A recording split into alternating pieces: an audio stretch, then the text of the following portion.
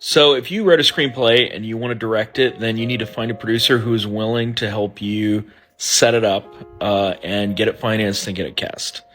So, you've just got to find a producer, get them to believe in you. You know, maybe they saw a short or a no budget feature you did that makes them have the confidence that you can actually direct this movie.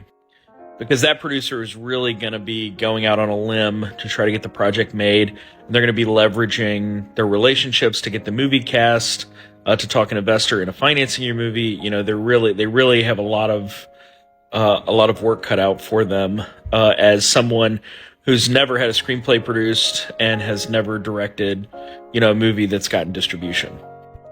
The hardest part for a first-time director is attaching casts. So you've got to be a good talker. You've got to be able to engage with the actor's manager and, you know, maybe his agent. You have to be able to convince them that you have this vision for the movie and that, you know, their actor is the person for the movie. You got to be able to talk the talk and explain what's going on.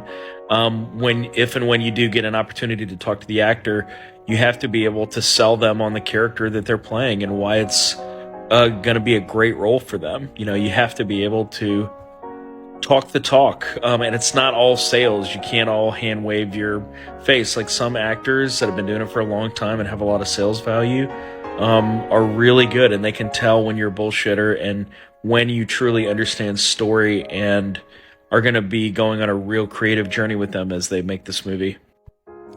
My advice would be to try to find this producer and tell them that you would really like to direct the script, but push come to shove, if it's a deal breaker or it's going to hold up the project from getting made, you are willing to step aside and be a producer and bring in another director who has an established record of attaching cast. You know, just be open to that, because you don't want to be the reason that a movie with some momentum, a script with some momentum, doesn't get made, right?